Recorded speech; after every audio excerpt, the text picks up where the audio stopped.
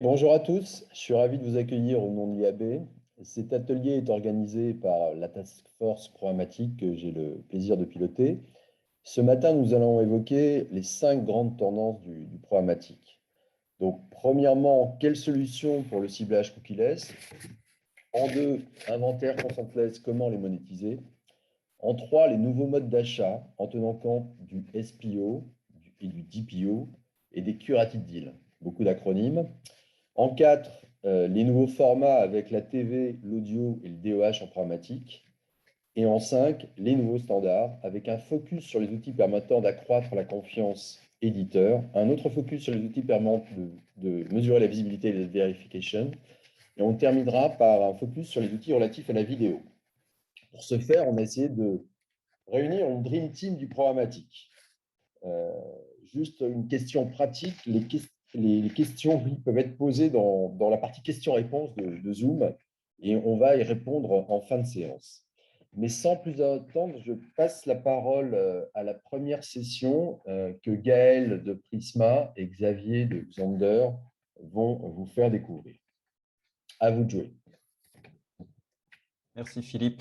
Nous allons commencer cette première partie sur le ciblage cookieless par une vue d'ensemble des différentes solutions d'alternatives qui se présentent avec la fin annoncée des cookies. Donc, encore une fois, on va voir les 4 grandes alternatives qui sont connues ou qui sont en cours de développement. Donc, on peut les mettre selon 2 grands modes, on va dire, celles qui travailleront sur un objectif de précision, des solutions Publisher ID ou des identifiants first party, les identifiants tiers ou partagés, selon la façon dont on peut les appeler, et 2 autres qui auront un objectif beaucoup plus sur le reach et la portée sur l'audience, à savoir des solutions contextuelles. Et d'ailleurs, on en reparlera dans la partie plus tard de Margarita et Guillaume, et des solutions plus navigateurs, dont celle la plus connue, bien sûr, Privacy Sandbox. Donc, sur le slide suivant, nous avons détaillé la partie des first-party publishers, ou des publisher ID. Donc, ce sont effectivement des identifiants, des first-party cookies ou des logins qui sont assignés à un internaute par un éditeur et qui ne sont valides qu'au sein justement de cet écosystème que cet éditeur a mis en place à travers ses différents sites. Donc, plusieurs avantages, bien évidemment, une identification très précise, puisque ces données first party sont communicables donc, aux acheteurs, et on retrouverait dans cet environnement donc, des mécanismes, comme du frequency capping notamment, et d'autres, qui existent dans le monde des cookies et qui seront applicables justement dans cet environnement. Plusieurs limites. Bien évidemment, le consentement est toujours nécessaire dans ce cadre, et l'identification doit rester limitée justement au domaine créé par cet éditeur, et donc on va penser à un reach, ou en tout cas une portée plus limitée. Et bien évidemment, que ce soit du frequency capping ou des suivis de conversion cross-domaine, c'est-à-dire au-delà de cet environnement, ne seront pas disponibles. Donc ça, c'est effectivement une première solution. La suivante qui parle des identifiants tiers ou identifiants partagés, et vous voyez sur la droite les logos de plusieurs solutions qui sont présentes sur le marché. Donc, elles vont permettre de reconnaître ces identifiants tiers, ces utilisateurs, peu importe sur le device sur lequel ils naviguent, elles sont basées sur des données, souvent l'email, des données personnelles qui sont fournies avec consentement par l'utilisateur. Des avantages très clairs, une identification très puissante, puisqu'elle est effectivement people-based par rapport à du device-based pour les third-party cookies, et l'ensemble des use cases qui étaient disponibles avec les cookies, le retargeting de l'attribution de la mesure, sont disponibles en cross-device, car ils seront liés, comme on le disait, à l'utilisateur et non plus au device. Quelques limitations, bien évidemment, puisque, comme vous le voyez, plusieurs acteurs sont présents sur le marché et ce trafic ne représente qu'une petite partie à l'heure actuelle du trafic web, car il y a la nécessité d'une identification, souvent par une adresse email ou une donnée personnelle équivalente. Et il faut que cet email utilisateur, cette donnée, soit connue à la fois côté annonceur et côté éditeur. Et donc, effectivement, ça peut avoir un impact sur la portée de cette solution. Et il y aura effectivement des questions qui se posent dans la disponibilité de ces solutions au sein du stack Google liées aux annonces qui avaient été faites au cours de l'année 2021.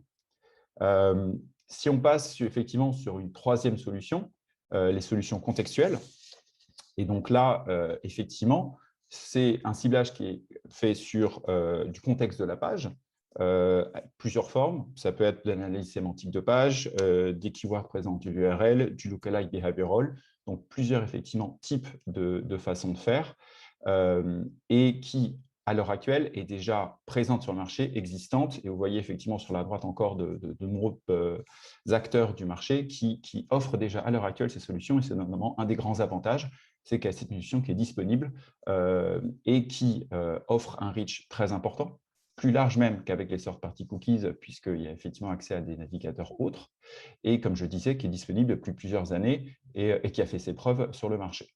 L'avantage important est aucune utilisation de données ou d'identifiants personnels, ce qui place effectivement cette solution, on va dire, hors de certains des périmètres, que ce soit du RGPD ou du e-privacy. Les limites, effectivement, certains ont déjà pu le tester.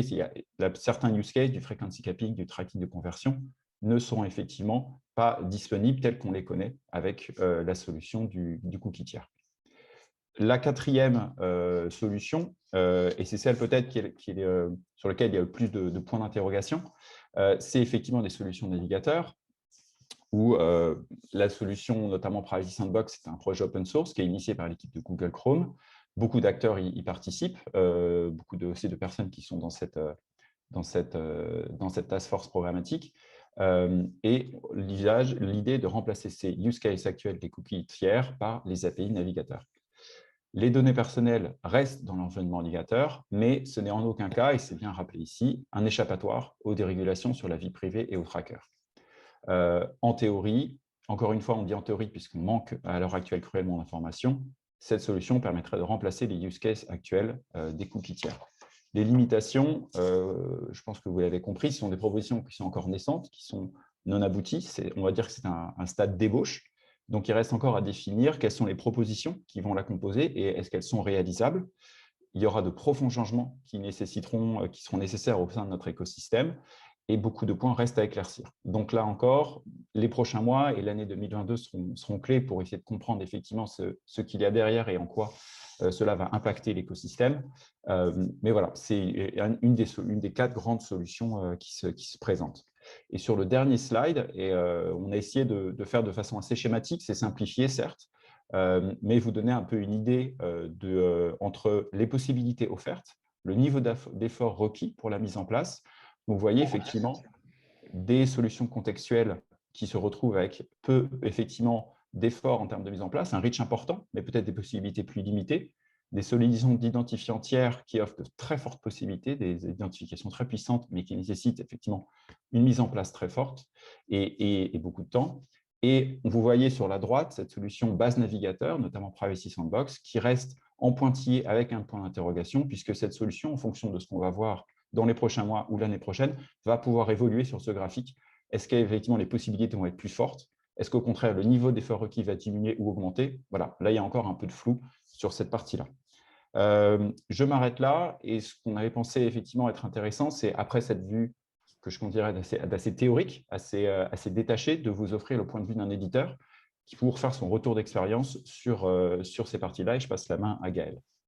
Merci beaucoup, Xavier. Donc, effectivement, on voulait vous montrer aussi comment un éditeur doit s'adapter à toutes ces différentes solutions et au niveau de la stratégie.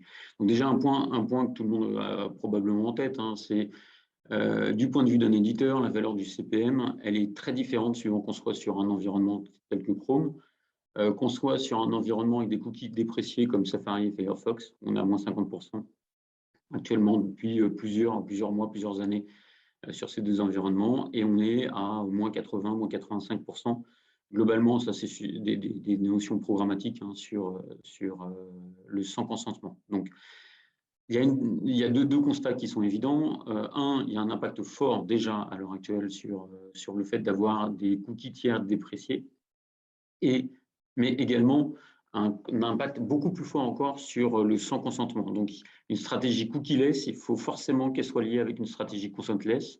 Si vous avez, par exemple, si vous êtes un éditeur avec énormément d'emails et vous voulez vous en servir au niveau du publicitaire, si vous n'avez pas le consentement derrière, quelque part, ça ne vous servira à rien. Donc, on va voir après, donc si on rentre sur la partie justement email, le constat, Publicitairement parlant, l'email n'apportait pas un uplift, un incrément de valeur l'année dernière. On voit que cette année, ça commence à être le cas. C'est-à-dire que le CPM, quand on a un email dans la bid request, est plus important. Et on peut imaginer que ça sera de plus en plus fort, plus on s'approchera de la fin des cookies tiers avec Privacy Sandbox, avec Chrome. Donc, ça peut bien entendu avoir un impact assez fort sur la stratégie de chaque éditeur. Donc, côté Prisma, on a mis en place Prisma Connect donc, en 2017 pour augmenter notre pool email. On a mis en place pas mal de services, des newsletters, plus d'une centaine, qu'on envoie chaque semaine pour justement augmenter cette partie email. Ça va de pair aussi avec la cookification des emails. C'est quelque chose dont on ne parle pas beaucoup, mais avoir des emails, s'ils ne sont pas cookifiés, si on ne peut pas le rattacher à un environnement publicitaire, ça ne sert à rien.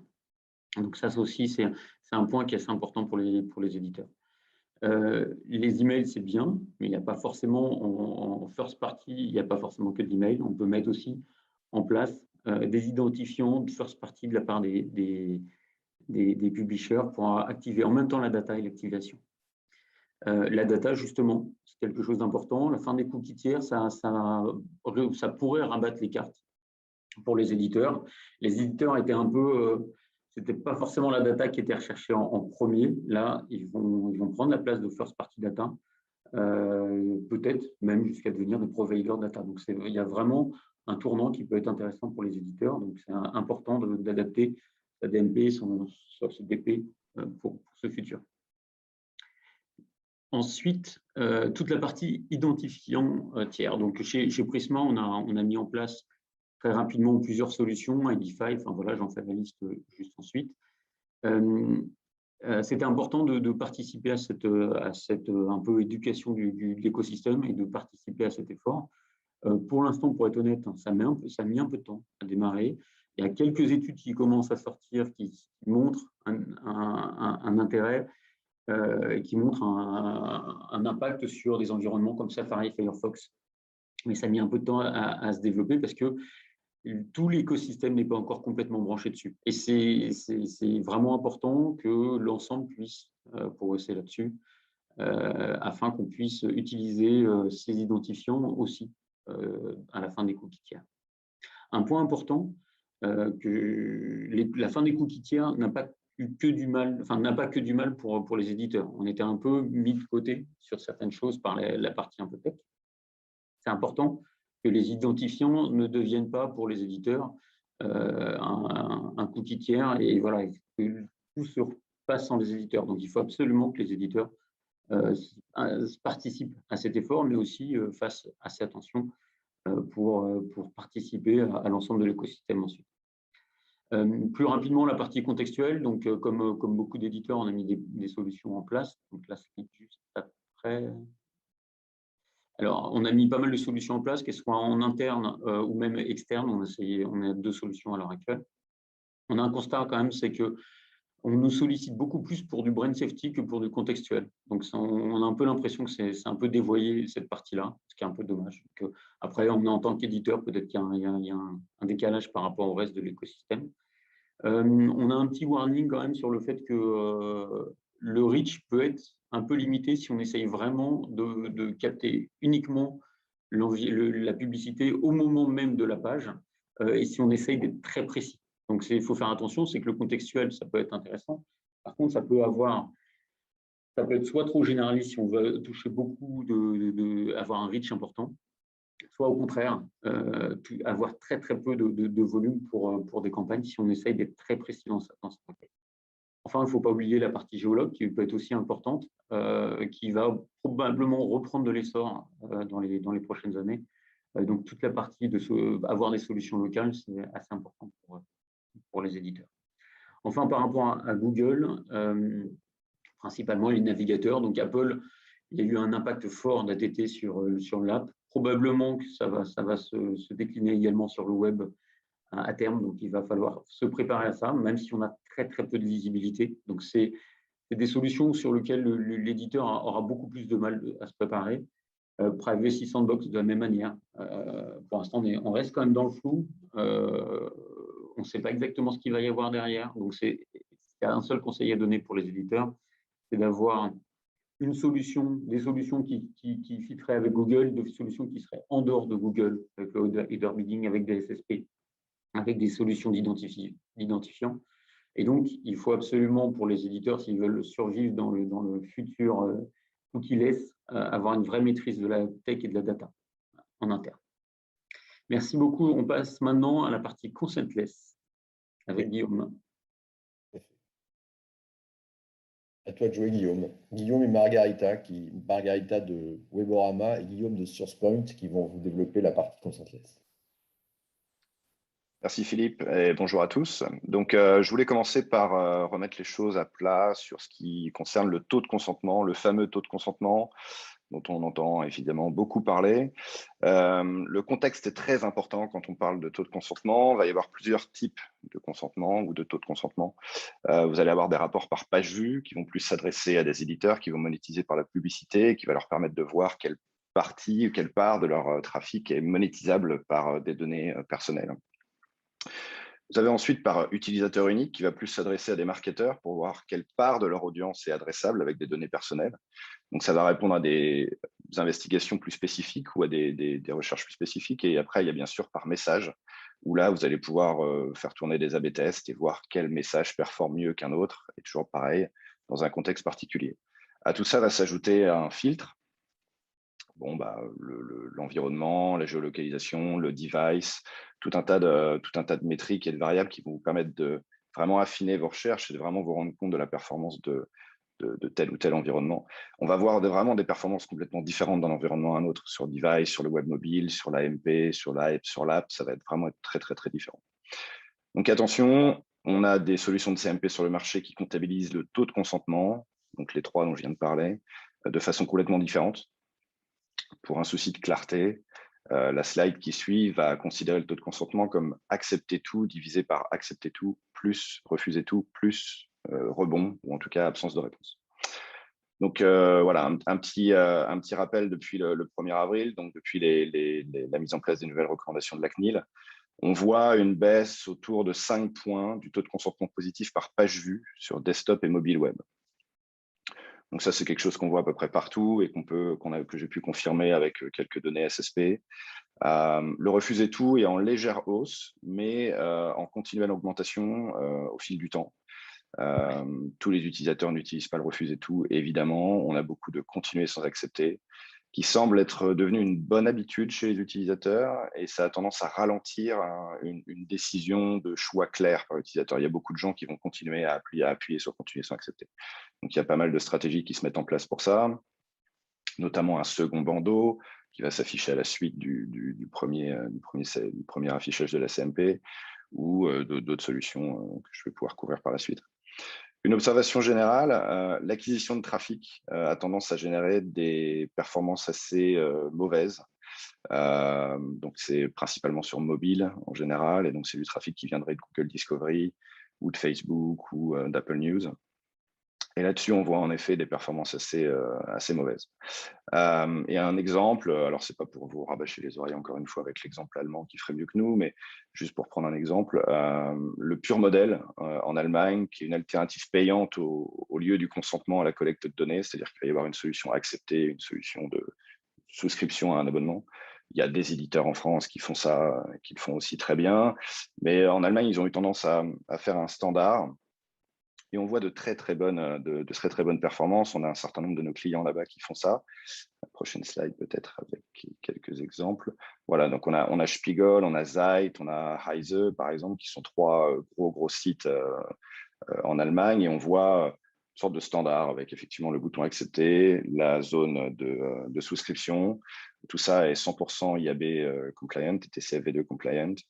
Tous les éléments du TCF sont là-dedans. Et donc on voit un taux qui dépasse les 90% sur un taux de consentement par page vue, encore une fois, et qui dépasse les 75% sur un taux de consentement par utilisateur unique. Il y a là-dedans, évidemment, un peu de refus, qui donc correspond à de la souscription, puisqu'il n'y a absolument aucun moyen de faire un consentement partiel ou de faire un refus autre qu'une souscription. Et donc, les 10% qui vont rester en consentement par page vue vont être des gens qui ne font pas de choix, qui donc rebondissent. Voilà. prochaine slide, s'il vous plaît. Un autre point également sur l'Apple ATT. Donc, bon, les premières observations, c'est qu'au bout de quelques mois maintenant, ça reste très, très difficile d'avoir une idée claire de l'impact de l'app tracking transparency. Et pour ça, ça à cause de plusieurs raisons. Les méthodes de comptabilisation sont toutes différentes. Voilà, il va y avoir des façons de calculer qui vont calculer le nombre d'utilisateurs qui ont autorisé sur le nombre total d'utilisateurs, d'autres qui vont compter le nombre de personnes qui ont autorisé sur le nombre de personnes qui ont autorisé et qui ont denied, refusé donc. Et aussi ceux qui vont avoir le statut de not determined, quelqu'un qui n'a pas fait de choix, qui a rebondi encore une fois. Sachant qu'il y a eu avant le 14.5, là où vraiment l'ATT a été mis en place, il y a eu la 14, il y a les versions précédentes où le limit ad tracking a été mis en place. Et donc les gens qui avaient mis le limit ad tracking à on, qui l'avaient activé, se retrouvent automatiquement en denied quand ils sont en 14.5. Tout ça a fait un joyeux bazar. Et ensuite, de pays en pays, on va se retrouver avec des taux de rollout d'iOS 14.5 qui vont être vraiment différents. Donc on voit qu'au global, on est à 75%, qu'aux US, on va plutôt être aux alentours de 85%, en France 81%, mais que ça peut descendre, notamment pour le Vietnam, à 54%. Donc voilà, on se retrouve avec des études qui vont venir dans n'importe quel pays ou de tout un tas de pays, tout un tas d'acteurs qui vont regarder voilà, ce qui se passe dans leur cours et qui n'est pas forcément représentatif de ce qui se passe en France pour tel et tel éditeur. Donc, bon, plutôt que de vous donner des données qui n'étaient pas forcément très, très certaines, je préférais plutôt faire un état des lieux et voilà. Prochaine slide, s'il vous plaît. Donc, au-delà des stats, faire un point sur les bonnes pratiques. Donc, autant dire que ça a été un petit peu le bazar dans la mise en place de tout ça. On avait les équipes d'audit d'Apple qui se sont chargés de pas forcément simplifier la vie des éditeurs, avec des retours des équipes d'audit qui étaient vraiment différents d'un éditeur à un autre. Mais au fil du temps, tout ça s'est aligné et donc on se retrouve avec le schéma que je vous montre ici. Donc, en gros, maintenant, ce qui est accepté, ce que nous, on conseille à nos clients, c'est d'abord montrer le message de CMP, donc demande de consentement RGPD. Si celui-ci est positif, on va pouvoir enchaîner dans la même session ou dans une session différente avec l'ATT. L'ATT qu'on peut commencer avec un message, ce qu'on appelle l'ATT pré-prompt, qui va être un message personnalisé, qui va préparer l'utilisateur au message technique ATT qui va suivre pour lui expliquer pourquoi et comment. Et ensuite, donc, on va pouvoir montrer l'ATT. Et si, en fonction du résultat de celui-ci, donc en gros, si l'utilisateur a refusé l'ATT, mais accepté la CMP, on va pouvoir par la suite lui remontrer un message de post-prompt pour voilà, le motiver à aller changer ses settings directement dans les settings du téléphone, ce qui n'est pas forcément très clair pour l'utilisateur. Enfin, voilà, Apple ne nous facilite pas la tâche non plus là-dessus, mais on peut avoir un lien qui l'amène directement vers les settings de l'app, directement dans les settings du téléphone. Donc ça peut être intéressant. Et bien sûr, si d'entrée de jeu, l'utilisateur a refusé le consentement sur la CMP, il n'y a pas vraiment d'intérêt à montrer le message d'ATT et ça, Apple nous l'accorde maintenant. Donc, il vaudrait mieux garder la cartouche de l'ATT, on va dire, pour plus tard, puisqu'on peut montrer le message technique ATT qu'une seule fois. Donc, autant avoir un utilisateur qui a accepté le tracking d'un point de vue RGPD dans un premier temps, pour ensuite montrer l'ATT pour que techniquement le téléphone puisse le permettre aussi également derrière. Voilà, c'est tout pour moi et je vais passer la main à Margarita. Merci beaucoup Guillaume. Bonjour à toutes et à tous. De mon côté, moi je vais m'attaquer à un sujet un peu plus pratique qui est le sujet d'activation sur les inventaires consentless. On a 3 cas de figure quand on est en présence de ce type d'inventaire. On a bien sûr l'acceptation. Et c'est le cas, je dirais, le plus simple aujourd'hui parce qu'on a la possibilité et de poser des cookies et de faire de la publicité ciblée en même temps. Et on a 2 autres cas. D'un côté, le refus, qui est l'expression d'un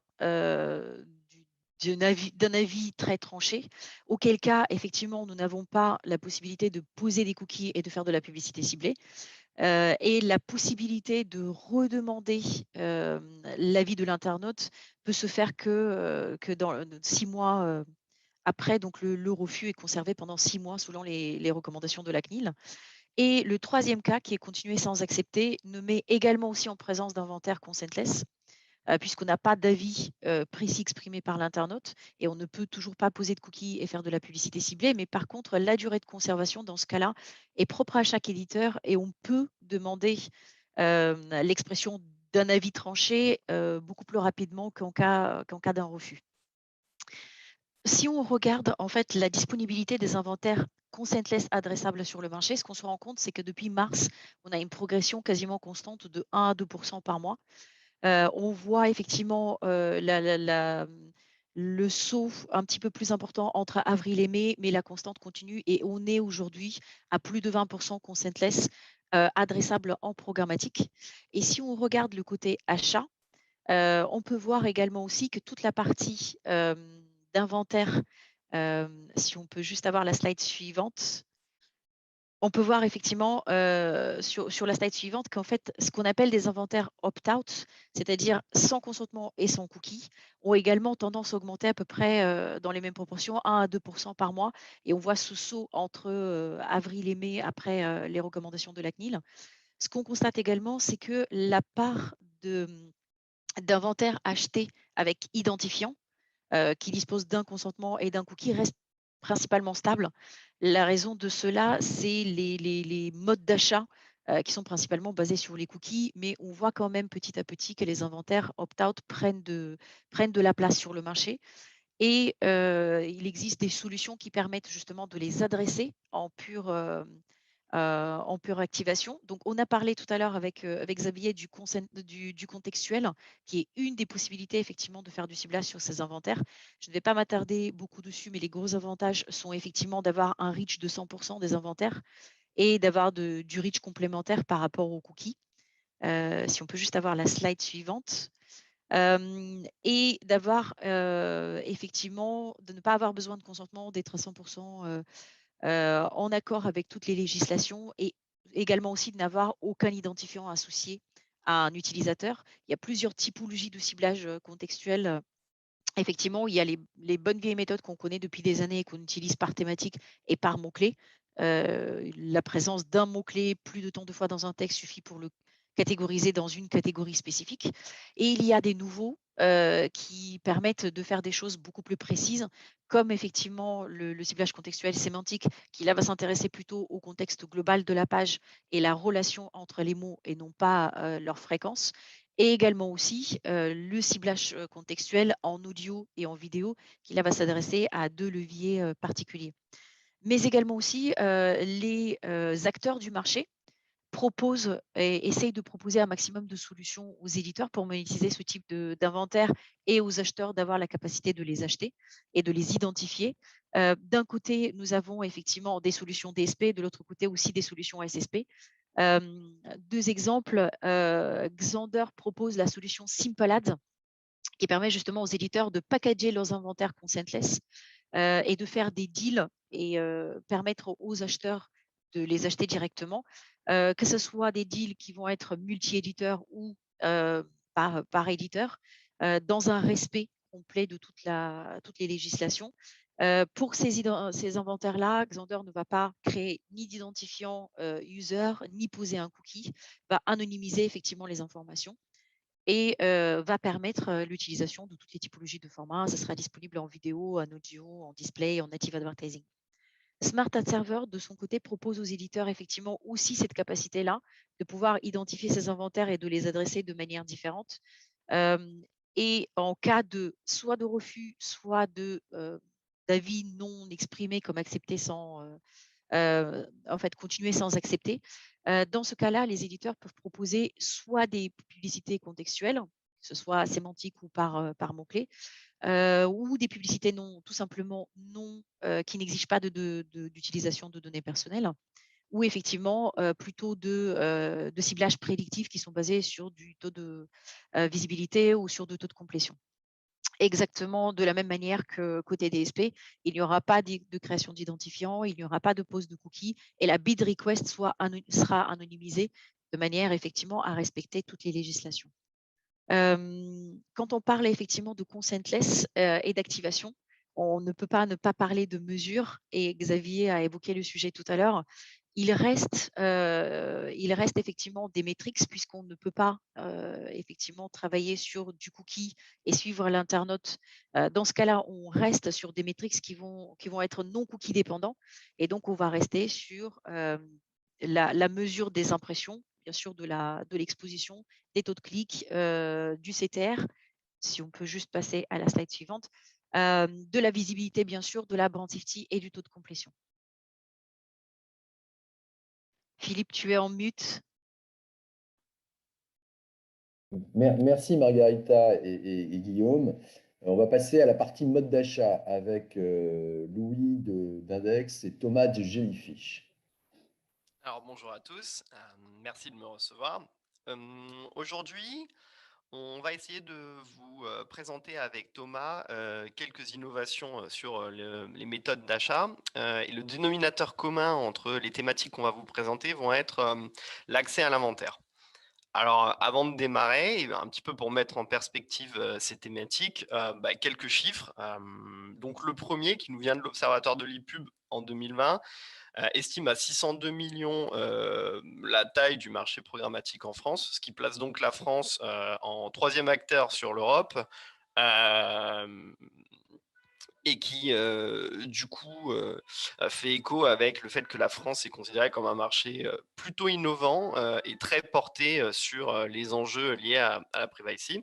Le second chiffre, qui lui nous provient de l'Institut d'études de Magna, estime à 87% la part de voix du programmatique en 2024. Donc, on se rend compte à la lumière de ce chiffre que le programmatique va prendre une part très importante et que l'innovation au sein de ce levier est clé. Et c'est d'ailleurs l'innovation au travers de l'automatisation que Thomas va vous vulgariser dans les slides suivantes. Merci Louis. Effectivement, si on essaie de voir un peu de manière très schématique à quoi ressemble le marché du programmatique, finalement, ces grands cas d'usage, on va dire, depuis maintenant plus d'une décennie, c'est la capacité à aller cibler des audiences, à aller exposer ces audiences-là avec un message publicitaire tout en faisant attention à la pression publicitaire pour éviter la surexposition et à pouvoir mesurer très précisément la génération de performance menée grâce aux campagnes programmatiques, à pouvoir analyser ce qui génère de la valeur pour pouvoir le réinjecter finalement automatiquement dans des campagnes et avoir un système auto-apprenant. Et bien sûr, tout ça va passer par des algorithmes qui sont donc les algorithmes des DSP, qui peuvent être des fois des algorithmes standards ou customisés avec des données qui sont optimisées pour générer plus de performance, ou des fois des algorithmes qui vont être développés par des sociétés tierces. Et finalement, ces algorithmes-là, ils ont maintenant plus d'une dizaine d'années d'existence, et pour pouvoir accélérer finalement la convergence des performances, des algorithmes vers l'optimum de performance, c'est vraiment le setup qui va pouvoir faire la différence et avoir, on va dire, assurer un call start qui soit le plus optimal possible. Et pour pouvoir générer finalement des setups qui soient les plus efficaces possibles, ça passe par deux choses. La première, c'est évidemment l'expertise du trader média et sa capacité à bien comprendre l'écosystème programmatique et à trouver les bons setups qui fonctionnent le mieux, mais également la capacité à automatiser ces setups-là, justement via une normalisation des setups pour donner aux algorithmes les meilleures manières d'aller chercher de la performance. Et sur la slide suivante, ce qu'on voit, c'est que finalement, dans cet écosystème qui est très automatisé, on a également une complexité liée à la chaîne de valeur programmatique. C'est-à-dire qu'entre les annonceurs et les éditeurs, il y a de nombreux partenaires. Ça va être les partenaires programmatiques qu'on a beaucoup appelé Trade Desk, un terme qui est peut-être un peu plus désuet aujourd'hui. Les différents DSP qui sont connectés à pléthore de SSP. Et tout ça crée un petit peu de nombreux chemins d'accès à l'inventaire au sein de cet écosystème-là, et donc une forme d'hyper-complexité dans cette chaîne de valeur programmatique. Là, on a fait bien sûr une représentation extrêmement simplifiée. Ce serait absolument illisible si on voulait essayer de catégoriser tous les acteurs et toutes les relations qu'il y a entre les différents acteurs. Et ce qu'on voit sur la slide suivante, finalement, c'est que cette hyper-complexité génère certains effets de bord, on pourrait dire, dans la capacité des algorithmes à bien valoriser les enchères. Pourquoi? Parce que finalement, quand un algorithme va valoriser une enchère, par exemple ici sur l'exemple qui est donné à un CPM de 5 €, finalement, l'algorithme va essayer de le faire en essayant de comprendre quelle est la valeur du média. C'est un des attributs qui explique le plus la performance, la valeur du média qui est acheté. Et finalement, en fait, la valeur du média, elle est fonction de deux choses. évidemment le CPM média en tant que tel, qui est payé à l'éditeur, mais également le CPM des intermédiaires de l'adtech qui vont participer à la vente des impressions publicitaires. Et ça, c'est quelque chose de très hétérogène, d'un chemin d'accès à l'inventaire à un autre, d'une chaîne d'approvisionnement à une autre. Ce qui amène en fait à une difficulté assez importante, parce que dans l'exemple qui est ici, pour une impression qui est valorisée 5 € par un CPM, des fois on peut avoir 4 € de médias et seulement 1 € d'adtech. Dans d'autres cas, on va avoir presque une prédominance des frais d'adtech par rapport au coût du média. Ce qui a été montré d'ailleurs par la société Fenestra, qui fait un peu, donc au UK, qui base au UK, qui fait un travail de réconciliation des logs côté buy-side et sell-side pour essayer de comprendre l'écart d'efficacité, qui montrait qu'il y avait un écart d'efficacité de 350% entre la meilleure et la pire chaîne d'approvisionnement programmatique pour un même site. Et en fait, cette hétérogénéité-là, elle crée un vrai problème qui est un biais décisionnel qui est lié à cette valorisation très fluctuante des inventaires et à la compréhension finalement de la valeur des inventaires liés à cette manière dont la complexité de l'écosystème programmatique peut faire fluctuer les fils de la tech vers ceux du média. Et ça amène sur la slide suivante à cet enjeu extrêmement critique qui est celui du Supply Path Optimization, ou SPO, alors terme popularisé par Brian O'Kelly d'AppNexus de Luxander dès 2016, dès août 2016 sur son blog, et qui représente ici un ensemble de méthodologies. Quand on parle de SPO, il n'y a pas une réponse pour pouvoir faire du SPO en programmatique, mais c'est un ensemble de réponses qui visent à améliorer les performances des investissements publicitaires des acheteurs via une bonne compréhension des partenaires technologiques, un audit de ces partenaires technologiques-là pour aller surpondérer ces achats en tant qu'acheteur auprès des partenaires qui vont générer les meilleurs résultats en termes de performance. Alors, ça fait déjà 5 ans que les terminologies de SPO existent. Pourquoi est-ce que c'est finalement pas un sujet qui est déjà traité et sur lequel on a pu se focaliser sur d'autres problématiques? C'est parce qu'en fait, les challenges sont assez importants. On l'a vu, la chaîne de valeur, elle est extrêmement complexe. Enfin, une cartographie, c'est un travail sans fin. Et il y a énormément de données qui, finalement, vont transiter dans cet écosystème-là, ce qui amène à des difficultés pour collecter la donnée. Et comme il y a des pratiques, des fois aussi, de traçabilité entre écosystème buy-side, de l'achat et de la vente, ça peut amener à des difficultés pour matcher la donnée. Et enfin, troisième difficulté, finalement, c'est une fois qu'on a fait ces analyses-là de SPO qui sont descriptives, toute la difficulté, c'est de réintégrer finalement ce qu'on a appris dynamiquement dans des ciblages, dans des algorithmes, etc. Et donc de pouvoir activer efficacement les résultats d'analyse SPO. Pourtant, les avantages sont extrêmement importants. Évidemment, de pouvoir avoir une meilleure productivité média grâce à une reprise de contrôle et à une transparence, à une meilleure compréhension de cet écosystème problématique. Et également avoir un suivi optimisé à la fois des investissements à la fois du côté des acheteurs pour comprendre où est-ce qu'ils vont dépenser via quels acteurs dans la chaîne de valeur côté achat, mais également côté éditeur pour comprendre qui vient acheter sur leur site et pouvoir proposer par exemple des deals ou des offres spécialisées en fonction des marques qui vont dépenser des investissements sur leur site éditeur. Et évidemment, pour pouvoir mettre en place ces méthodologies de Supply Path Optimization, ça requiert absolument, j'allais dire nécessairement, d'aller travailler avec les technologies SSP, justement pour pouvoir bénéficier des différentes features qu'ils peuvent mettre à disposition, de programmes de réduction des fees, par exemple, d'accès aux données très granulaires que sont les log level data, ou par exemple de pouvoir bénéficier de curated deal dont va vous parler Louis. Alors, merci Thomas. Donc effectivement, toujours dans cette optique de proposer des alternatives au chemin d'accès ou des optimisations à l'accès de l'inventaire, on a vu émerger la notion de curated deals ou d'inventory packages selon les acteurs, donc des offres commerciales qui ont été poussées par les SSP et les Z-Exchange. Donc comme on parle d'une offre commerciale qui va regrouper plusieurs technologies, chacune va avoir un petit peu sa propre interprétation et sa propre valeur ajoutée, mais on a quand même noté des dénominateurs communs entre toutes ces offres. Le premier, et ce qui va vraiment être le socle de la définition, c'est qu'on parle en fait d'un deal ID, déjà, d'une part, qui va être unique, donc un seul deal ID, et qui va regrouper au sein de ce deal ID plusieurs éditeurs. Donc vraiment, cette notion de package se retrouve dans absolument toutes les offres de curated deal ou d'inventory packages. La deuxième notion que là encore on retrouve chez tous les acteurs, c'est le fait qu'il n'y ait pas de suppression de transparence par rapport à ce qu'on peut retrouver sur l'open auction. Les informations qui sont communiquées dans les bid requests sont les mêmes que dans l'open auction. On retrouve l'URL d'affichage, des informations propres à l'utilisateur, comme son cookie ou la résolution de son écran. Et donc, ça va permettre théoriquement d'appliquer les mêmes mécaniques de réflexion ou d'algorithmie qu'on peut voir sur l'open auction.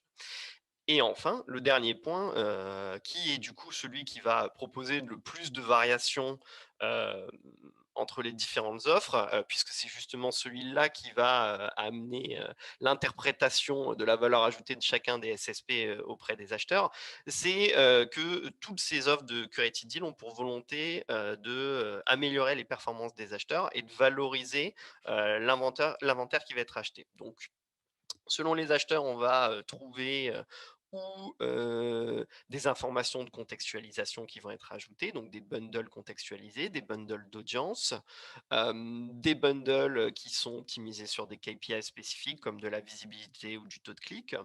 Chez d'autres acteurs, on va trouver une volonté de réduire les taux de commission, de désintermédier au maximum les chemins d'accès. Et donc là, ça va être un petit peu de la responsabilité de chacun des acteurs, puisque toute la chaîne au final est concernée, de comprendre un petit peu les mécaniques commerciales en justement rencontrant les SSP. Donc les acheteurs évidemment pour connaître les offres, mais surtout les éditeurs pour savoir si ils ont la volonté d'être présents et s'ils le sont, et B, dans quelles offres auprès de chacun des partenaires. Donc ça termine la slide sur les curated deals et ça nous amène donc au dernier sujet de cette présentation, qui est du coup le Demand Path Optimization, qui est DPO, un nouveau acronyme, et qui est certainement la notion la plus récente de cette présentation, en tout cas de notre partie sur les modes d'achat, et qui est tout simplement l'inverse, ou en tout cas l'angle opposé, qui est le SPO. Donc en fait, pour rappel, et comme l'a très justement dit Thomas, le SPO a pour volonté, le SPO, c'est donc une initiative des acheteurs d'optimiser leur accès à l'inventaire des éditeurs, en choisissant justement, en sélectionnant un petit peu la tuyauterie. Le DPO va se placer de l'autre côté de la chaîne et va donc être à l'initiative des éditeurs qui, eux, vont essayer justement de sélectionner les chemins au budget annonceur. Donc, si on regarde sur la slide d'après, qui a juste pour objectif de vulgariser de manière très simple, la partie qui va être concernée sur cette optimisation, c'est justement la partie entre les acheteurs et les DSP,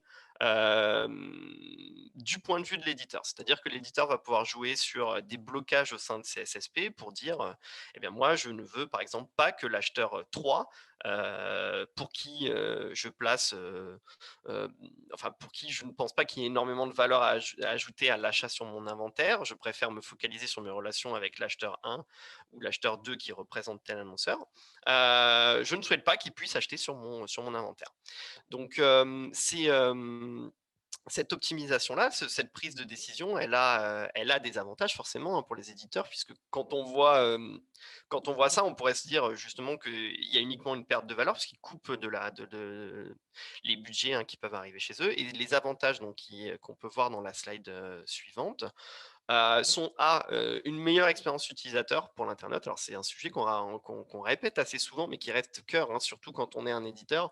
Tout ce qui peut entacher la latence ou une mauvaise expérience publicitaire, c'est un sujet qui est extrêmement important pour les éditeurs et qui se doit d'être contrôlé avec force. Et la réduction des intermédiaires, ou en tout cas le blocage de certains acheteurs, va complètement dans ce sens-là. L'augmentation des revenus des éditeurs aussi, peut être aussi un élément motivant en réduisant tout simplement les intermédiaires. Encore une fois, c'est l'exemple un peu qu'on a aussi en SPO, on va augmenter la part de revenus médias qui va être perçue, et donc fondamentalement les revenus des éditeurs. Le point sur la transparence, il est encore une fois assez simple et il fait beaucoup écho avec la désintermédiation.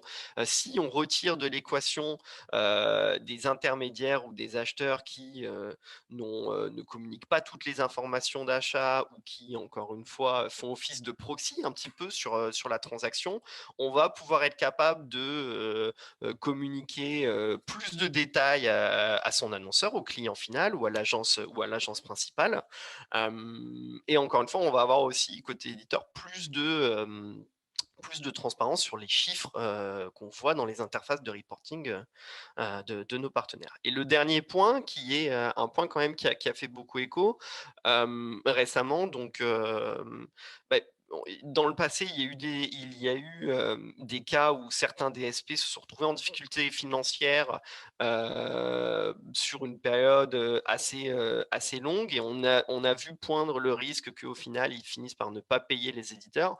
Eh bien, un des premiers actes de DPO qu'on a vu à cette époque-là, c'était la prise de décision de certains éditeurs de couper la connexion, typiquement avec ces types de partenaires qui se retrouvaient en difficulté financière.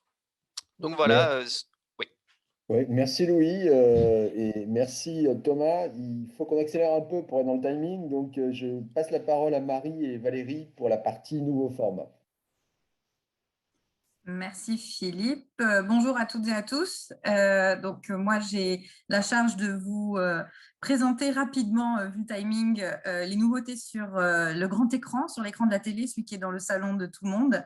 Et je vais commencer par un tout petit travail de définition, puisque c'est des termes qu'on entend de plus en plus, qu'on lit partout, que sont l'OTT et la CTV, et qui en plus en France doivent être définis par rapport à l'IPTV, qui est notre petite spécificité franco-française. Donc, qu'est-ce que l'OTT? L'OTT, ça couvre n'importe quel contenu vidéo long, produit de façon professionnelle, distribué via Internet, sur n'importe quel écran, que ce soit la fameuse télé dans votre salon, celle dans votre chambre éventuellement, votre tablette, votre téléphone, en opposition avec la CTV qui ça désigne bien le terminal qui est l'écran télé. Lui-même connecté à Internet, soit parce que vous disposez d'une Smart TV que vous connectez directement, soit que vous connectez via une console, un boîtier Chromecast ou une Apple TV. Donc, c'est un petit rappel de terminologie, mais qui, aujourd'hui, puisque c'est vraiment un format émergent et sur lequel il y a beaucoup de conversations, il est important de revenir. Slide suivante, s'il vous plaît. Donc, de quoi on se parle en termes de périmètre lorsqu'on fait un petit focus sur la fameuse CTV. Chez Magnite, on a produit une étude au printemps dernier sur les usages justement de la CTV au travers des 5 grands marchés européens avec des données spécifiques pour la France. Et donc, je vais vous en présenter quelques-unes ici. Évidemment, on a globalement évolué dans un périmètre et une période de pandémie qui a favorisé l'adoption de ces usages. Et donc, on a aujourd'hui 78% des répondants de l'enquête qui nous ont confirmé utiliser un service de streaming au moins une fois par semaine. La moitié d'entre eux faisant un rappel quotidien à cet outil-là. On a une croissance évidemment qui se poursuit et qui se consolide, puisque les gens qui étaient déjà utilisateurs il y a un an confirment qu'ils ont augmenté leur consommation de ce canal-là. Slide suivante, s'il vous plaît. Qu'est-ce que ça représente du coup en termes d'opportunités publicitaires de façon générale? On a 62% des répondants qui ont confirmé consommer de la publicité, de la vidéo financée par la publicité, donc de l'AVOD, de façon hebdomadaire. Et on a 70% des répondants qui disent que des répondants utilisant un service payant, donc un service de SVOD, qui seraient prêts à opter pour une version cofinancée ou totalement financée par la publicité. Ça fait écho aux offres qui ont été introduites notamment par Hulu aux États-Unis, qui a donc présenté au marché une approche avec différents paliers, soit totalement sans publicité, donc complètement financé par l'abonnement, ou des offres cofinancées, donc avec un tarif d'abonnement réduit en échange de présence de publicité. Le lancement en fait de la croissance et l'appropriation de ce device par les usagers, par les utilisateurs, a été en tout cas en France soutenu par le lancement récent de plusieurs offres. Donc l'arrivée de Disney+, de Salto, du service Mango par Molotov. Et donc, c'est des offres qui viennent renforcer ce qui était déjà existant il y a 1 an ou il y a 18 mois. Et donc, c'est des opportunités qui se confirment et qui apparaissent pour les services qui proposent de l'AVOD sur les plateformes programmatiques. Next slide, please. Donc aujourd'hui, l'achat programmatique de la CTV de façon très pragmatique pour les marketeurs et les trading desks et agences. Comment ça s'achète? Ça s'achète effectivement via un DSP. Donc, la majorité, ou en tout cas une grande partie des DSP, soit spécifiques qui étaient déjà spécifiques à la vidéo, ou des DSP omnichannel, vous permettent d'accéder à ces environnements-là, et vous les tradez comme les autres leviers digitaux, comme le display, comme la vidéo en ligne, donc sur un modèle CPM, en temps réel, avec des possibilités de ciblage offertes par les différents éditeurs. Il est intéressant de voir que ce sont des environnements qui sont déjà cookieless, donc sur lesquels on utilise déjà des moyens d'identification du device qui sont autres que le cookie. Slide suivante, s'il vous plaît. Je tenais à faire une aparté sur la TV programmatique. Programmatic TV, c'est des termes aussi qu'on a vu beaucoup émerger et dont on a beaucoup entendu parler récemment. Ça se distingue vraiment des environnements CTV et IPTV, dans le sens où là, il s'agit d'accéder à l'inventaire télé linéaire au travers d'un DSP. Aujourd'hui, avec des offres qui sont présentes, par exemple, sur le DSP Xandr ou sur le DSP de Trade Desk, et qui permet effectivement de faire de l'achat média au CPM sur de l'inventaire linéaire télé. En revanche, à la différence de la CTV, on est sur des modèles qui ne sont pas en temps réel pour des raisons de validation de créa, de contrôle, etc. Donc, ça reste du programmatique puisqu'on est sur de l'automatisation, du média planning et de l'achat. On n'est pas encore sur du temps réel pour diverses raisons. Slide suivante, s'il vous plaît. Je vais vous présenter quelques chiffres sur l'audio, qui est, alors, pour le coup, pas forcément un format émergent, puisque ça fait déjà plusieurs années que ces inventaires sont accessibles de façon programmatique, mais dont l'ampleur se confirme semestre après semestre et pour lequel les prévisions d'usage et du coup de couverture sont de plus en plus importants. Donc, quelques chiffres rassemblés par eMarketer dernièrement sur l'utilisation et la croissance du reach effectivement des gens qui consomment de l'audio digital. Donc, on est sur une croissance continue depuis plusieurs années déjà et qui se confirme, qui nous permet de voir qu'aujourd'hui, plus de la moitié en fait, de la population française consomme de l'audio digital et que d'ici 2025, plus des 2/3 des internautes consommeront de l'audio digital. Slide suivante, s'il vous plaît. Ce qui est intéressant, c'est qu'au sein de cet univers audio digital, il y a forcément des types de contenus dont on a vu exploser la consommation ces derniers mois, et c'est le podcast. Donc, le podcast, vous voyez sur ces chiffres, va bénéficier d'une croissance, d'un taux de croissance qui est plus fort que celui de l'audio digital en général. C'est normal puisqu'on est sur un format dont la consommation s'uniformise et se démocratise, notamment parce qu'il y a une offre qui s'est beaucoup agrandie avec la production de podcasts en français et de podcasts natifs, donc qui ne sont pas simplement des reprises d'extraits d'émissions diffusées à la radio. Et donc, les prévisions sont que d'ici 3 ou 4 ans, un tiers finalement des internautes consommeront du podcast et quasiment la moitié des gens qui consomment aujourd'hui de l'audio digital, donc plutôt du streaming de musique, consommeront également du podcast. Slide suivante, s'il vous plaît. Je me suis permise de reprendre quelques chiffres du baromètre Kantar qui reprenait finalement l'activité publicitaire sur le premier semestre de cette année pour vous montrer qu'on est sur, encore une fois, au-delà des usages, vraiment une conversion de cette croissance, également dans l'environnement publicitaire, donc avec une croissance des volumes d'impressions disponibles et servies, une croissance continue du nombre d'annonceurs qui participent et qui achètent ces environnements-là. Dernière slide, s'il vous plaît. Donc, concernant l'audio programmatique, les 3 points qui vont nous permettre d'avancer, qui vont permettre finalement à ce levier de continuer sa croissance dans les prochains semestres, c'est la croissance continue du reach et donc qui va enclencher la diversification des ciblages possibles. On a de plus en plus d'acteurs et de formats qui se rendent disponibles en programmatique. Il y a des grands sujets autour de la mesure et des KPI, notamment pour l'environnement podcast téléchargé. Aujourd'hui, on peut mesurer des impressions, on peut mesurer dans les environnements streamés le taux de clic, par exemple, sur le companion ad.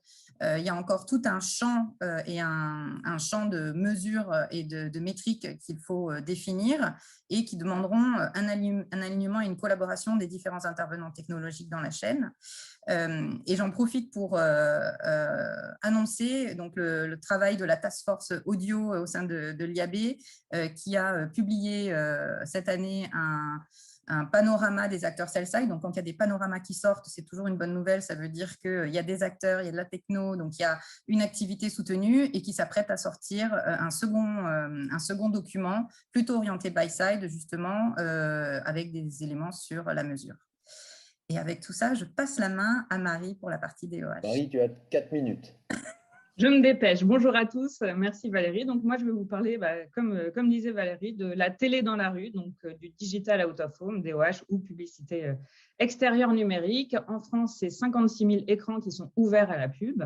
Et le programmatique arrive vraiment depuis cette année en RTB et ça va nous permettre d'avoir une forte croissance sur ce média. Donc, slide d'après. Quand on parle de DOH, souvent, on a différentes typologies d'écrans en tête. Donc, sur la partie programmatique, on appelle ça des venue types. Et dans le monde, il y a finalement 3 grosses typologies d'écrans. Il y a les écrans qui sont dans la rue, donc en outdoor. Il y a les écrans qui sont dans le retail, donc c'est ceux dans les centres commerciaux ou dans les supermarchés. Et la 3e grosse typologie, c'est les écrans dans les transits, donc gare, métro, aéroport. Et il y a aussi toute une multitude d'autres écrans qui sont liés à des verticales qu'on peut retrouver dans des bars, dans des salles de fitness ou dans des écoles. Donc, en France, où est-ce qu'on en est? En France, c'est vraiment l'année 2021 qui permet l'avènement du programmatique. Et quand je parle de programmatique, je parle bien de RTB. Le DOH est bien ouvert au RTB depuis cette année.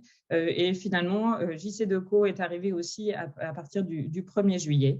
Donc, ce qu'il faut retenir, c'est que ce sont bien des inventaires qui sont des inventaires premium et qu'en général, les éditeurs mettent 100% de leur inventaire disponible en programmatique. Donc ça, c'est vraiment 2 points très importants. Et finalement, tout le marché s'ouvre au programmatique et on a pour objectif qu'à partir du T1 2022, l'ensemble des régies et des éditeurs français soient ouverts au programmatique. Et pour ce faire, en fait, il y a tout un écosystème média, data et tech qui s'est mis en place et qui continue de s'étoffer, que je vais vous montrer dans le slide d'après. Donc, vous avez dû voir, on a une task force avec l'IAB sur le DOH programmatique qui nous a permis de sortir ce panorama au mois de mai dernier lors de la dernière conférence. Donc, c'est bien une photo à date. On le sait bien, quand on partage toujours des panoramas, ça évolue et on va bientôt le remettre à jour. Mais en tout cas, c'est bien pour vous montrer que le programmatique est vraiment arrivé et qu'avec ça, on a une chaîne qui est un peu commune sur le DOH. Donc, on a tout ce qui est Media Owner et Trading Desk et on a des DSP et des SSP qui soient omnichannel ou focalisés sur le média. Il y a bien des acteurs qui sont finalement l'ad serveur du DOH, ça s'appelle des players.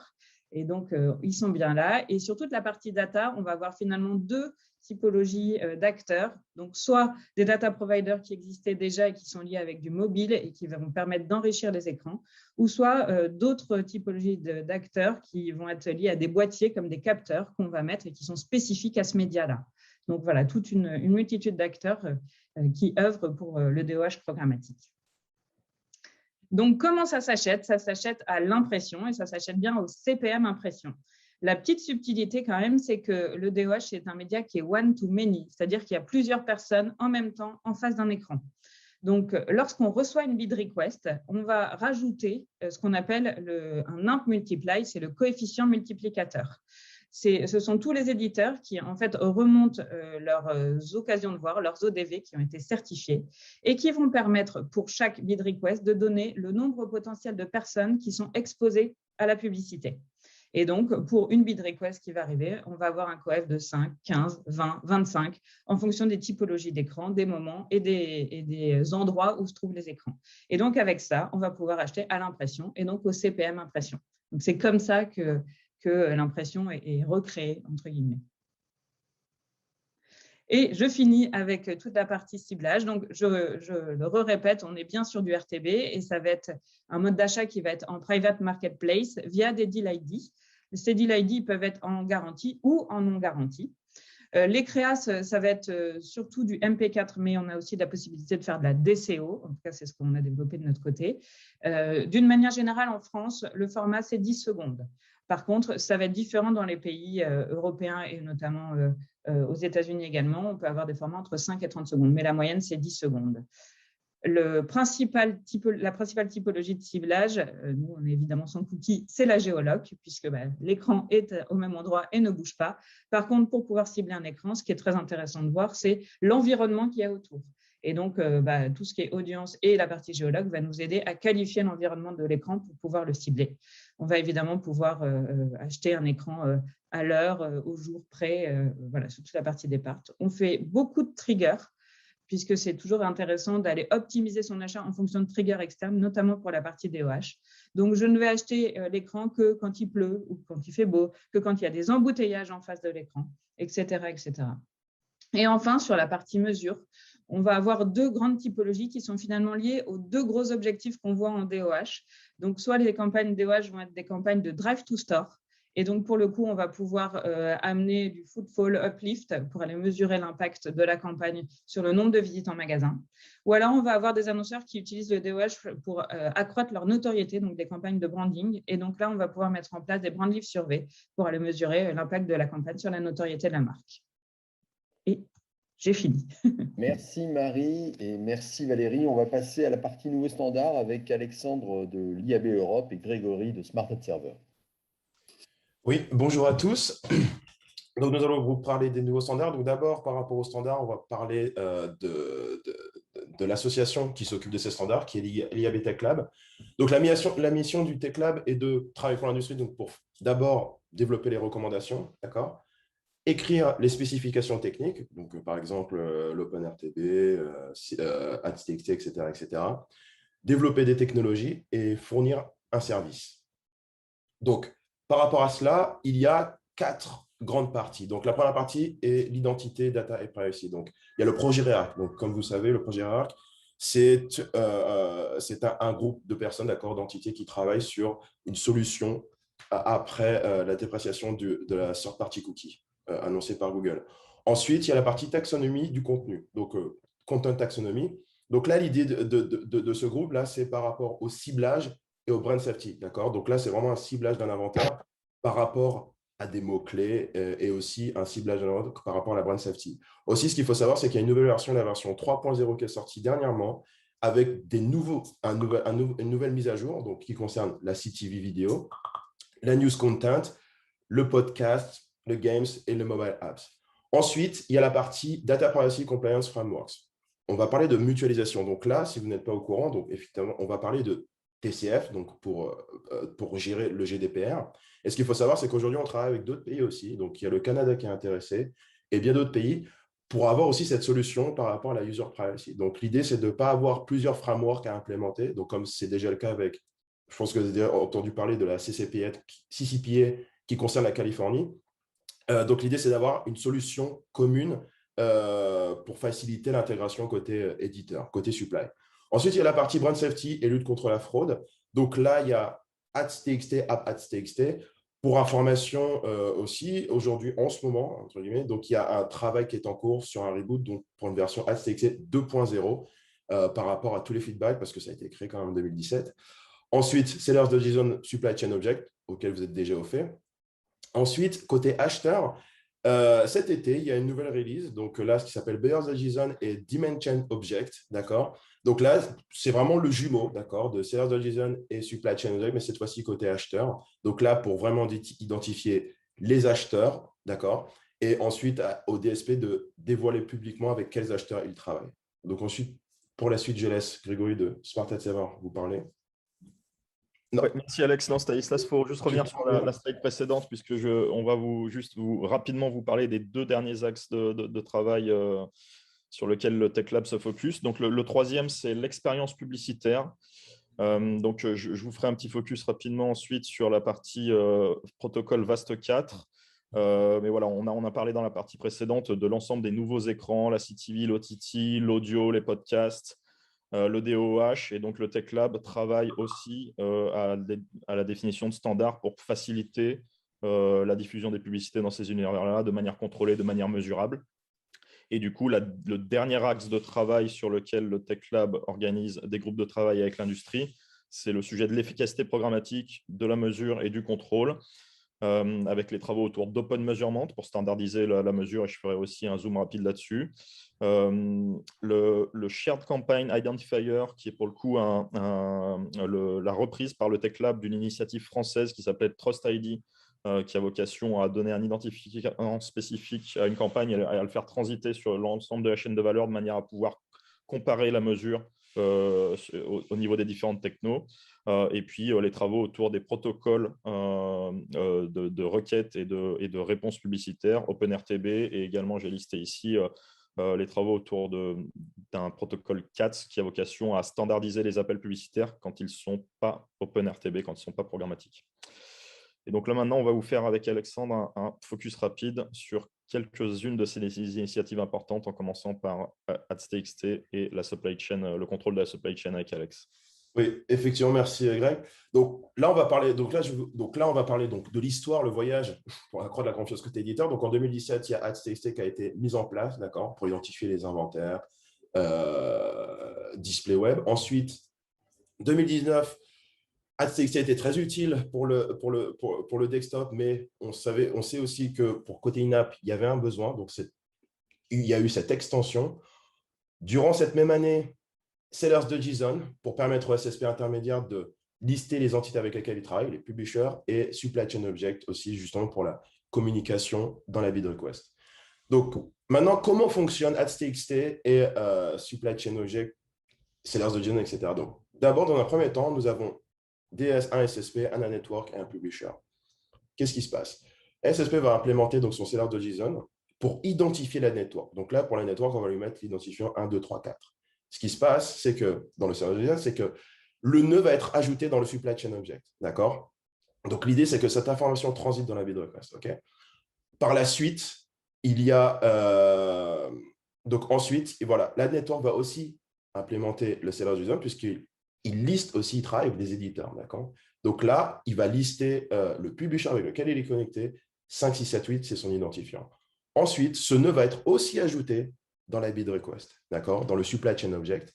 Le publisher, pour confirmer qu'il travaille bien avec le SSP en question, va placer dans le Ads.txt, du coup, la petite ligne disant qu'il travaille avec ce SSP avec l'identifiant 1, 2, 3, 4. Et à la fin, donc, ce supply chain object est envoyé dans la bid request pour l'acheteur, d'accord, au DSP qui peut regarder ça, et les acheteurs, etc., etc. Donc, la conclusion de ça, c'est très simple, c'est que Sellers.json et Supply Chain Object montrent chaque nœud, chaque intermédiaire.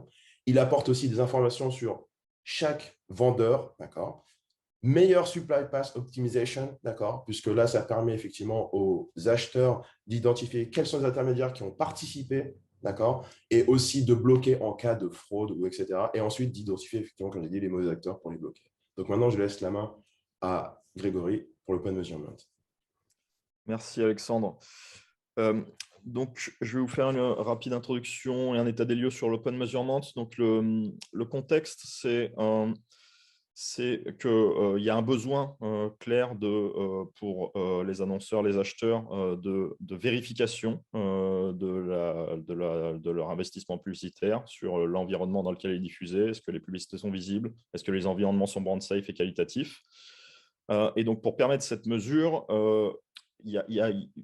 cette mesure est possible dans des environnements web de manière assez finalement standard et simple. Par contre, elle devient plus complexe dès lors qu'il faut mesurer dans des applications ou dans des players vidéo. Et donc, c'est pour cette raison-là que l'industrie autour du Tech Lab a défini les standards Open Measurement.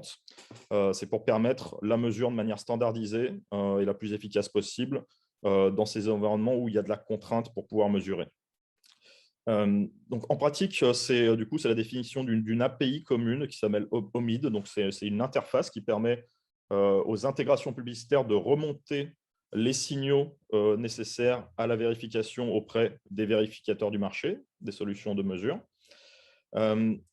Ça consiste du coup pour soit les éditeurs, soit leurs technologies publicitaires d'intégrer des librairies standardisées, donc ce SDK Open Measurement qui est fourni, mis à disposition par l'IAB.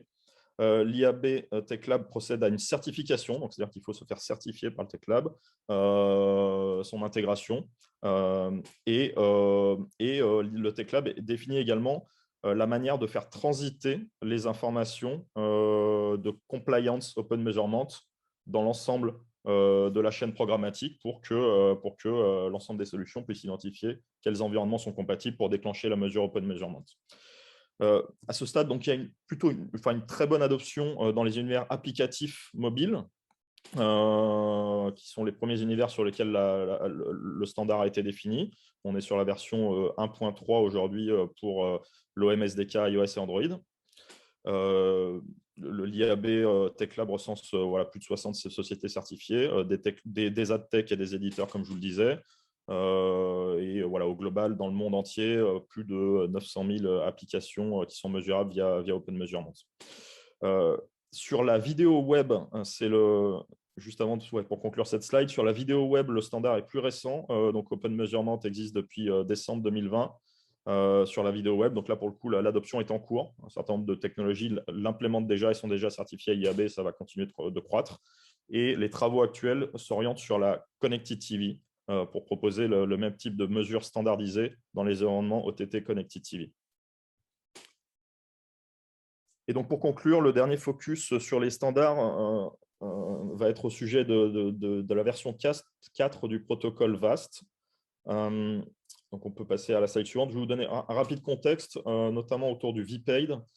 Donc, le VPAID, c'est une technologie, un protocole qui a été défini par l'IAB il y a fort longtemps, avant l'ère programmatique, on va dire, qui avait vocation première à permettre de l'interactivité publicitaire sur les formats vidéo. Le fait est qu'aujourd'hui, ce standard est très utilisé encore aujourd'hui, mais a toujours été principalement utilisé finalement pour une autre fin, qui est la fin de la mesure, parce que dans les environnements vidéo, les mesureurs du marché n'ont pas de possibilité de mesurer autre qu'en passant par le VPAID, puisque quand on sert un fichier vidéo classique, on ne peut pas mesurer ce qui se passe au niveau de l'écran de l'utilisateur. Donc, il faut passer par le protocole VPAID qui permet d'exécuter des scripts au niveau de la page web. Par contre, ça devient beaucoup plus compliqué de pouvoir supporter du VPAID dans des environnements non web, applicatifs, CTV, insertion server-side de la vidéo. Tous ces environnements sont très peu ou voire pas du tout compatibles avec de la mesure basée sur VPAID. Et au-delà de ça, le VPAID, qui est une technologie, on va dire, assez ancienne, archaïque, pas forcément sécurisée, va provoquer d'autres problèmes, de la latence sur le chargement des publicités, donc un impact sur l'expérience utilisateur, un risque de perte de contrôle, de perte d'inventaire monétisable et de contrôle pour l'éditeur. Et également, ça laisse la place à des risques de fraude ou d'arbitrage sur les inventaires des éditeurs. Le troubleshooting, le débugage est complexe. Il y a assez peu de visibilité sur les erreurs qui peuvent se produire quand une créative VPAID ne diffuse pas sur un environnement donné. Et comme je vous le disais tout à l'heure, c'est peu ou pas du tout compatible avec les nouveaux environnements de diffusion de la publicité vidéo. Donc, la réponse du marché sur la prochaine slide à cette problématique-là, c'est le standard VAST version 4 et ses évolutions. Donc, aujourd'hui, on est sur la version VAST 4.2, qui est la version stable du standard de cette version-là, qui donne des réponses à l'ensemble de ces problèmes évoqués.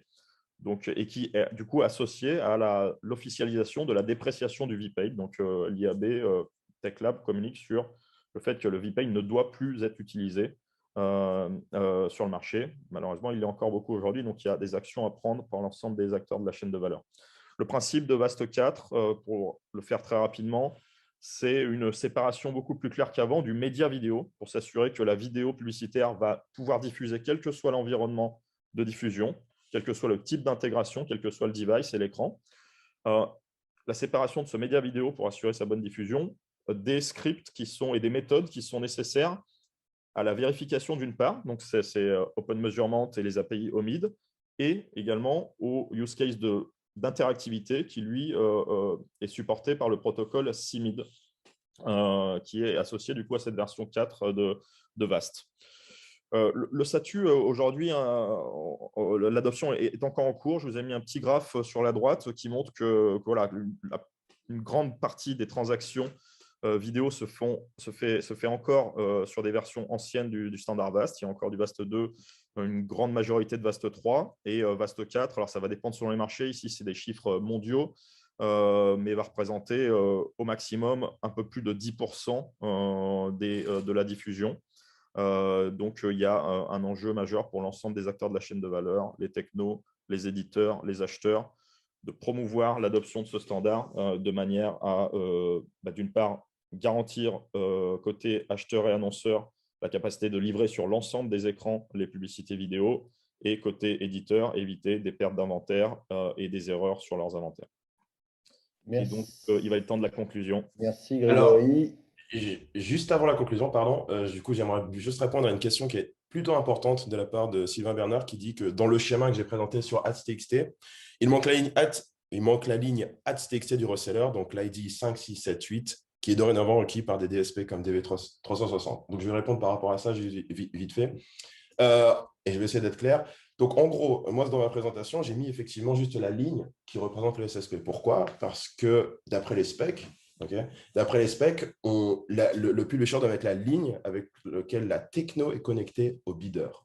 D'accord? Donc, c'est ce que la spec dit. Donc, d'un point de vue, il ne manque pas la ligne. Cependant, la spec, quand on crée les specs avec le IAB Tech Lab, il y a une certaine flexibilité. D'accord? Donc, la spec ne dit pas de ne pas le faire. Donc, on peut aussi effectivement ajouter tous les nœuds, d'accord, possibles. Donc là, il y a un travail effectivement, DV360 effectivement a fait cet annoncement, d'accord, par rapport à ça, et peut-être potentiellement que d'autres DSP vont le faire.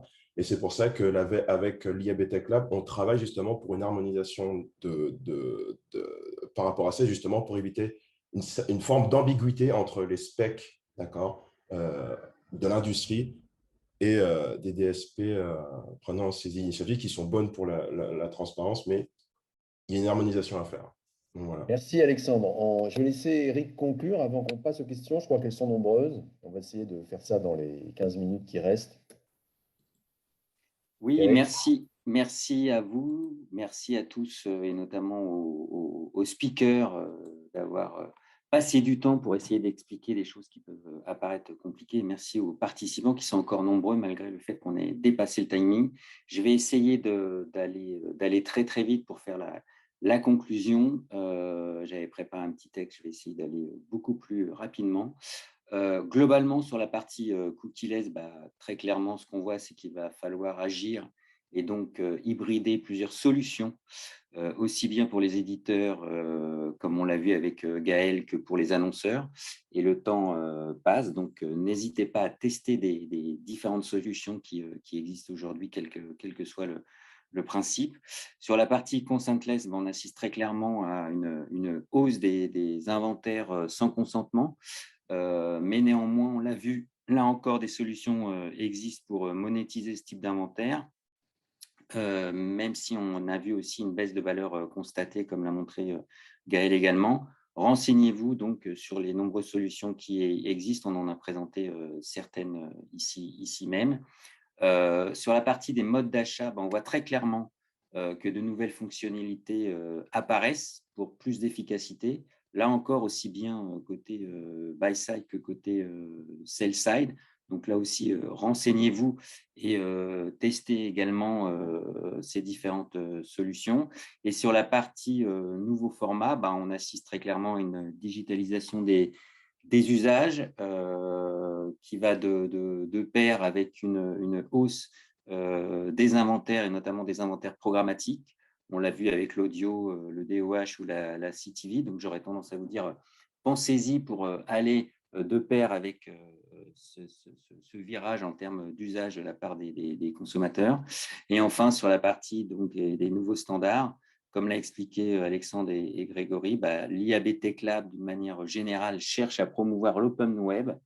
Et dans son but, donc, vous l'avez vu, il y a 4 axes de travail pour apporter plus de confiance, plus de transparence et au final aussi, surtout, plus d'efficacité, notamment dans le delivery de la chaîne programmatique.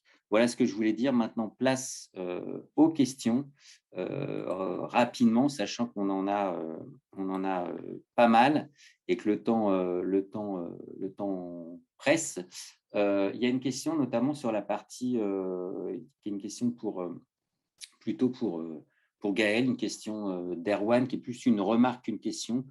Notamment, pour avoir du reach contextuel, il faut une approche network plutôt que sur un seul éditeur. J'aurais tendance à réexprimer un peu la question en disant, Gaël, est-ce que tu as identifié un niveau ou un volume critique pour avoir un minimum d'efficacité en matière de ciblage ou en tout cas contextuel de ton côté? Oui, tout à fait. Donc, c'était un point de vue éditeur, donc je ne répondais pas forcément par rapport au network. Quand on est sollicité en tant qu'éditeur, généralement, c'est un volume d'impression minimum de 500 000 impressions à peu près. Donc, c'est pour ça que si on est sur quelque chose de très précis, qu'on le prend que sur la page même et pas sur le parcours, l'ensemble du parcours de l'utilisateur, 500 000 impressions, ça peut être assez difficile, ou alors il faut forcément des périodes assez longues pour le faire. Donc, c'est là où un certain nombre d'offres contextuelles ne seront pas forcément ciblées que sur l'éditeur, mais peut-être effectivement plus sur un parti network, et c'est là où je rejoins Erwan là-dessus. Merci Gaël et merci Erwan pour la question également. Une question d'un spectateur anonyme qui pose la question sur l'activation du contextuel. Toutes les technos ne permettent pas son activation sur des inventaires consentless, notamment Google par exemple. L'activation du contextuel sur des consentless nécessite des investissements importants côté techno pour permettre d'opérer sans traitement de données personnelles. Avez-vous une liste de partenaires permettant l'activation du contextuel en consentless et ceux qui ne le permettent pas? Alors peut-être que Margarita peut répondre ou Grégory également. Effectivement, je peux déjà commencer et laisser la parole à Grégory par la suite. Effectivement, Google opère, mais comme d'habitude, un peu différemment les choses. Donc, il transforme effectivement les segments contextuels en recherche de cookies par la suite pour pouvoir les cibler, au moins pour le moment, tant que les cookies existent. Mais des technos, et on a parlé justement des 2 technologies qui pour l'instant permettent effectivement de facilement, en tout cas sans investissement côté éditeur ou côté acheteur, d'utiliser ce type d'inventaire consentless et de pouvoir les monétiser. Donc, vous avez Sympalads dont on a parlé et les technologies de Smart. Je n'ai pas forcément de liste exhaustive à vous donner comme ça, mais effectivement, on peut en discuter en off pour si vous êtes à la recherche d'une solution. Donc, je laisse Grégory si tu veux compléter éventuellement sur ce sujet. Non, je pense que ta réponse est parfaite, Margarita. On a en effet dans ta partie, tu as présenté les solutions de Xandr et Smart qui permettent de répondre à ce besoin. Pas forcément de choses à rajouter de mon côté. Très bien, merci. Alors, une question sur le CTV et l'OTT de Philippe Hermet. Quid du consentement sur la CTV et l'OTT? Effectivement, c'est une bonne question et peut-être que Guillaume, tu peux… Avec plaisir.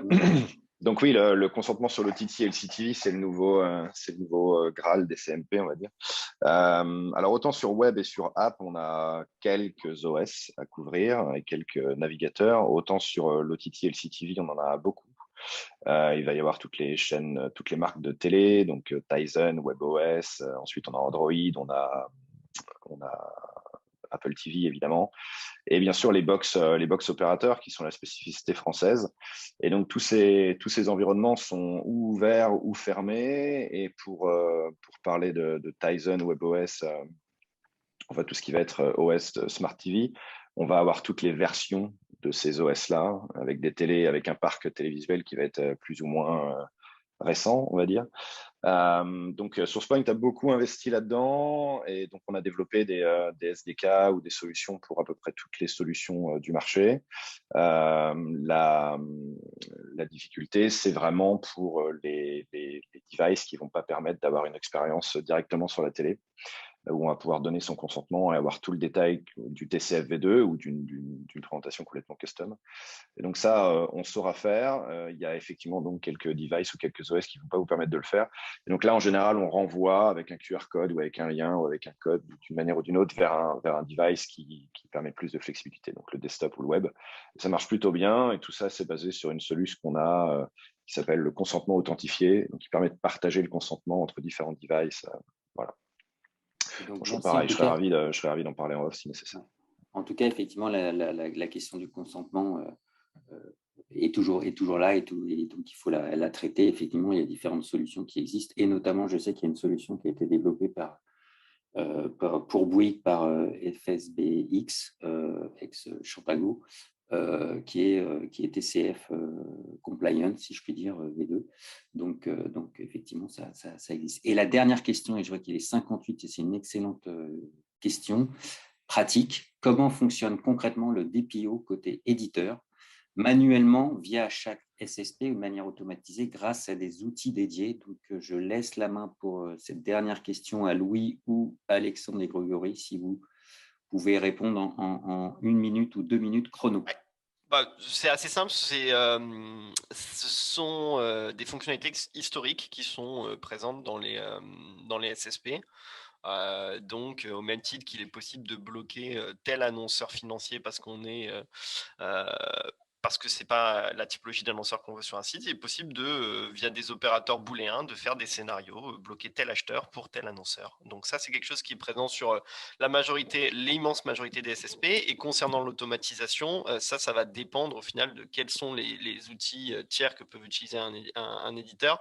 J'imagine que si un éditeur vient utiliser un outil qui lui permet de gérer par exemple l'intégralité de ses block lists sur toutes les SSP ou ses floor price, il pourra automatiser ou en tout cas scaler ses stratégies de DPO à l'ensemble de ces SSP.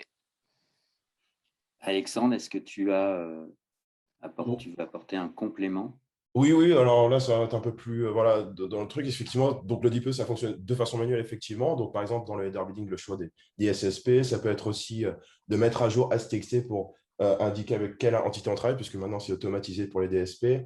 Et aussi par rapport à des deals, d'accord, puisque les deals permettent aussi de favoriser les acheteurs avec lesquels on travaille.